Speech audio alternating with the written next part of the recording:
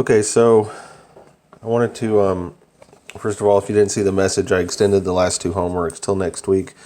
I think a little introduction to this subject and specifically how we're going to do our problems is necessary. So let me go through a couple things here. Probably will be in two videos here just to keep the length down. So first, trigonometry just means the study of triangles. Specifically for us, it's just right triangles. So basically that means one of the angles is a right angle, 90 degrees. And if we kind of label these like angle A, angle B, and this would have been angle C, but we don't put that there because we know that's 90, and then this would be side A and side B, and that's side C. Okay, so that means since the three angles have to add up to 180, and this one's 90, one thing we always know, A and B together have to equal 90. So if you know one, you know the other. Just subtract from 90. So if you know, let's say you know angle A is 40 degrees. Sorry, then you're solving for B. So B would be 90 minus 40, and that would be 50. Okay. Now the fact that these are right triangles means that we can use the trig function. So just to sort of demystify what trig functions are, they're just ratios. So set up. I'm going to use this this setup here, where we don't know what the angles are, but we don't need to know. Okay. So if I take this triangle, I'll just draw it again here. And I'm trying to draw and look at the phone to make sure I'm recording it, so my drawings are a little off. Remember, these letters are just placeholders where we'll put numbers in at some point. Okay? Now, with these specific angles, okay, the A and the B, and the length of the sides, that defines the triangle. Okay? Now, if I do this, and let's say I double each side. Again, this won't be exactly to scale, but whatever. Now, what are the lengths? I just doubled it, so it's going to be 2A, 2B, and 2C. Okay. Now, what are the angles? Okay. Now that's the question here. Is it double? Can we double both of the angles? That really doesn't work. Since the ratio of the sides are the same, it turns out that the angles here are actually the same. Okay. So if I take the ratio of A to B on this one and say, well, the ratio is A to B, what's the ratio of this leg to this leg? It's 2A over 2B, where we can cancel out the 2's, so it's still A to B. So the ratio, because the angles are the same, the ratios of any two sides are also the same. Okay, that's what we're using here. And it's useful enough to actually give these ratios names. Okay. So this is kind of the way to remember this, or the way I remember it. And we'll just look at A here. So we're just looking at this angle. That means this leg is the opposite leg. This leg is the adjacent leg. This leg is the hypotenuse. Okay. If I'd done this for B, then these two would switch, because now the opposite would be down here, the adjacent here, but the hypotenuse always stays the same. Okay, and now I can write out the ratios.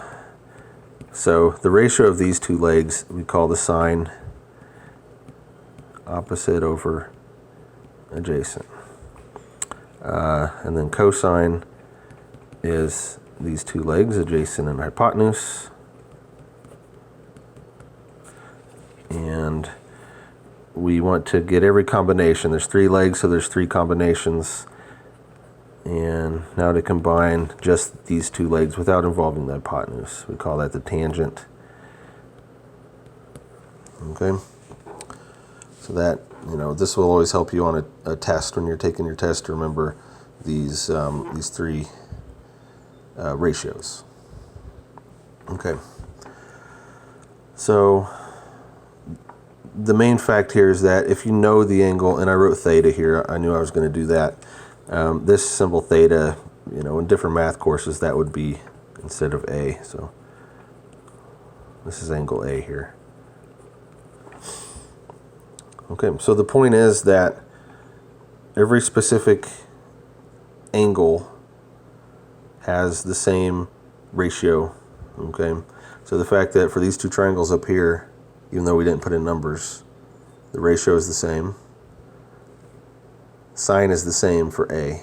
So A is the same for both of these triangles. Okay, so if you know the sine of the angle, you know the angle. Okay, so trigonometry, as we're doing it, is just a way to relate, you know, two legs to an angle, where if you know two of them, you can solve for the third one. Okay, so let's look at an example. So this would be like a homework problem or a test problem. So I'll just kind of draw the triangle. Now I'm always in the habit of drawing the right triangles like this, always in the same orientation. It could be in any orientation. Okay, I say this is my angle A. I know this leg is 11.3, and we have 16.5. Okay, now what are the unknowns? We have A, we also have angle B, and we have side C, the hypotenuse. Now for some of these problems, it'll just ask you for one, but you can always solve for, as long as you know two things. Let's see, there's 5 unknowns, right? 3 legs, 2 angles. As long as you know 2 of any of those, you can solve for the other 3. Okay, so just pay attention to what the problem is asking you, because it probably will just ask you to solve for 1.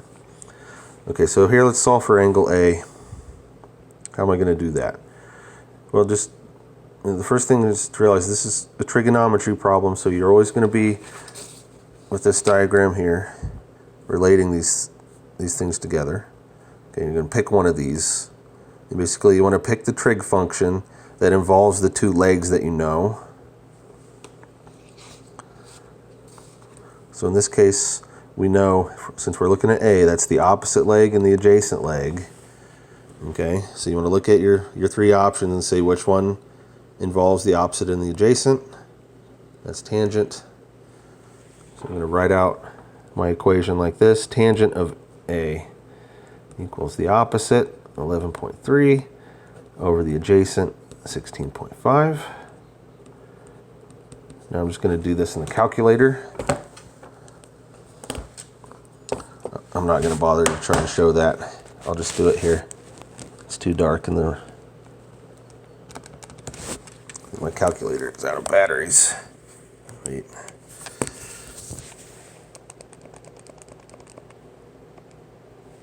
Okay. So just do the fraction.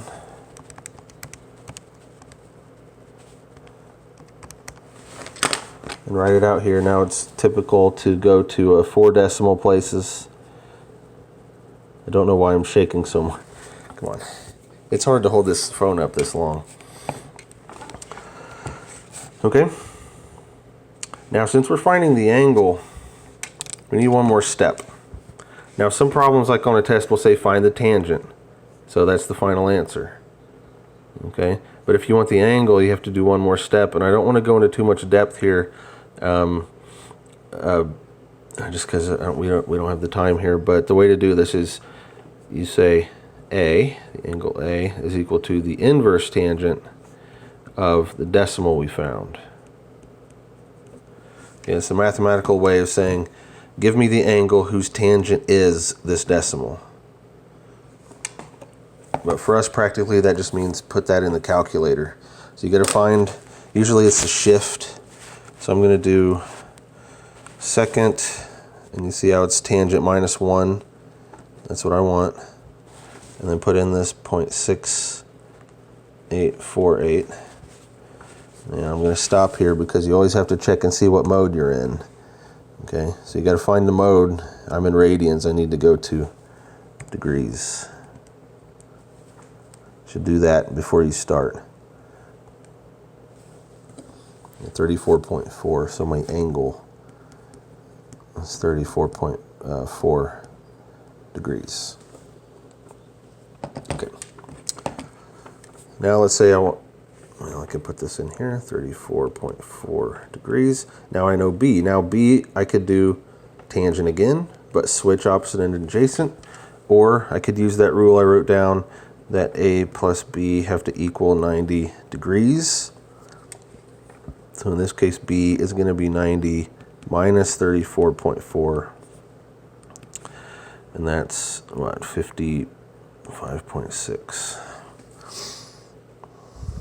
And now if I want to find angle C, there's actually two ways here. You can always use the Pythagorean theorem, which I'm not going to go over because that was in a previous chapter. So you could always go through, because we know the two legs. If you want to find it using trigonometry, now I'll stick with my original angle.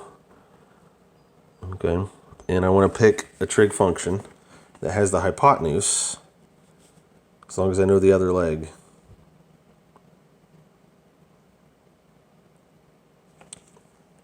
And this is embarrassing, but I don't know why I did this. It's not adjacent, it's hypotenuse. Hopefully you caught that. But anyway, that's sine. Sine is opposite over hypotenuse. So I could use sine or cosine. I tend to use sine if I can. I don't know why, it's preference. So if I write out based on my triangle, the sine 34.4 degrees equals opposite over hypotenuse. Okay. Now I need to get that decimal, so I'm going to take the calculator and do sine 34.4 and write that down. 5650, and then it's just solving by cross multiplication. So I'm just going to switch this. So C 11.3.